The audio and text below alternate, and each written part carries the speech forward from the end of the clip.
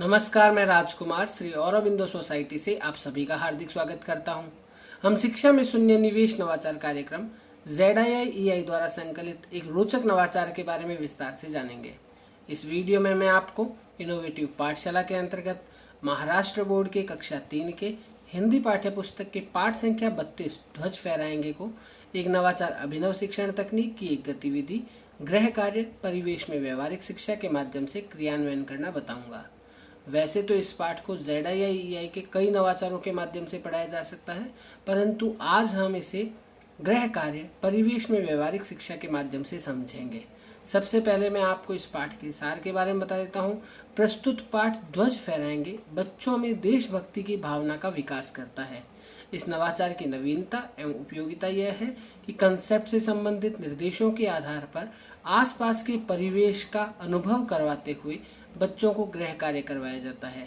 साथ ही उन्हें पढ़ाए गए कंसेप्ट को वर्तमान परिवेश से जोड़ते हुए उनकी बेहतर समझ को विकसित करने के प्रयास किए जाते हैं। इस नवाचार की क्रियान्वयन अवधि 20 मिनट है। इस नवाचार की क्रियान्वयन प्रक्रिया के माध्यम से छात्रों को वाक्य निर्माण कंसेप्ट का पुनः अध्ययन आसानी से करवाया जा सकता है। अगर हम पूर्व प्रबंधन की बात करें तो कक्षा में शिक्षक छात्रों की संख्या के आधार पर प्रस्तुत पाठ से संबंधित तालिका की प्रति तैयार करके लाते हैं। पुनः अध्ययन की प्रक्रिया में जैसे मैंने आपको पहले ही बताया कि छात्रों को शिक्षक वाक्य निर्माण की गतिविधि का पुनः अध्ययन आसानी से करवा सकते हैं। इस बात का विशेष ध्यान रखा जाता है कि इस गतिविधि को करवाने से पहले छात्रों को यह पाठ पढ़ा दिया गया हो, इसका निर्माण और इसकी व्याख्या करवा दी गई हो। विद्यार्थियों को कुछ निर्देश दिए जाते हैं, जैसे कि घर जाकर आप अपने अभिभावकों की सहायता से तिरंगे के बारे में जानकारी प्राप्त करेंगे। उनके अलग अलग कलर्स की जो विशेषताएं हैं वो आप अपने अभिभावकों से पूछेंगे। ये सारी जानकारी एकत्रित करने के बाद आप इसे अपने शब्दों में दी जाने वाली तालिका पर लिख कर लाएंगे। आप सभी शिक्षकों को अपने अभिभावकों की मदद करने के लिए प्रेरित किया जाता है।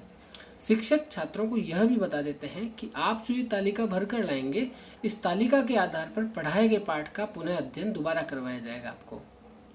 इस प्रकार से जब ये छात्रों को मोटिवेट करते हुए निर्देश दे देते हैं तो अब शिक्षक जो बच्चों को तालिका देते हैं, मैं आपको उसे उदाहरण के माध्यम से समझाता हूँ। जैसे छात्रों को जो तालिका दी जा रही है उस तालिका में सबसे ऊपर विद्यार्थी को अपना नाम लिखने के लिए जगह होती है।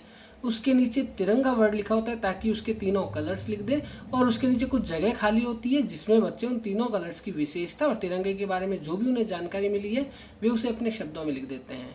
इस तालिका के नीचे की तरफ अभिभावकों के लिए कुछ निर्देश होते हैं, जैसे कि अभिभावक छात्रों को मदद करते हुए तिरंगे के बारे में जानकारी देंगे और उन्हें जानकारी लिखने के लिए भी सहायता करेंगे, और इस तालिका के भरने के बाद सावधानी से अगले दिन इस तालिका को वापस विद्यालय भिजवाने का श्रम करेंगे। इस प्रकार से निर्देशित करते हुए इस गतिविधि को करवाया जाता है। इस नवाचार के क्रियान्वयन से छात्रों में कई सीखने के प्रतिफल प्राप्त होते हैं। जैसे जो भी बात दूसरों के द्वारा कही जा रही है, चाहे वो कहानी हो, कविता हो, ये इन सब बातों को ध्यान से सुनते हैं और उस पर अपनी प्रतिक्रिया व्यक्त करते हैं।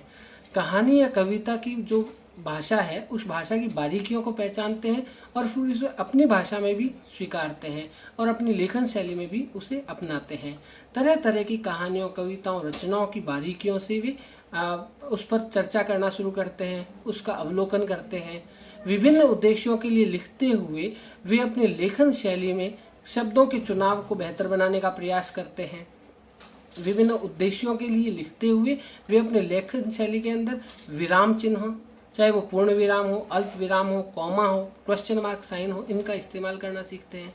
इस नवाचार के क्रियान्वयन के दौरान और भी कई बातों को ध्यान रखा गया है, जैसे प्रस्तुत पाठ को निर्धारित माह में पढ़ाया जाना चाहिए। बच्चों को दिया जाने वाला गृह कार्य प्रयोगात्मक और अनुभवात्मक होना चाहिए ताकि वे बच्चे उसको अवलोकन करते हुए, उसका स्वयं पता करते हुए किसी निष्कर्ष तक पहुंच सकें। इस नवाचार के क्रियान्वयन में NCF 2005 के उद्देश्यों को ध्यान में रखा गया है। इस नवाचार के क्रियान्वयन के दौरान PTR अनुपात को ध्यान में रखते हुए इसकी क्रियान्वयन अवधि निर्धारित की गई है। साथ ही साथ जो विशेष आवश्यकता वाले बच्चे होते हैं उन्हें भी इससे लाभ प्राप्त होता है। बच्चों में जीवन कौशल जैसे कि आत्म जागरूकता, गहन सोच, पारस्परिक संबंध, प्रभावशाली संप्रेषण, इन सब का विकास होता है। साथ ही उनमें निहित मूल्य जैसे कि सहयोग, साहस, उत्तरदायित्व का भी विकास होता है। हम आशा करते हैं आपको यह नवाचार अच्छा लगा होगा। आप भी इस नवाचार के माध्यम से इस चैप्टर को अपने विद्यालय में क्रियान्वित करेंगे। हम इस प्रकार के दिलचस्प नवाचार आप तक लाते रहेंगे। आपसे अनुरोध है, आप हमारे YouTube चैनल ZII को सब्सक्राइब करें। यदि ये वीडियो आप फेसबुक पर देख रहे हैं तो हमारे फेसबुक पेज को लाइक करें। नीचे दिए गए लिंक पर क्लिक करके आप इनोवेटिव पाठशाला ऐप को इंस्टॉल कर सकते हैं। इस वीडियो को देखने और लाइक करने के लिए आपका बहुत बहुत धन्यवाद।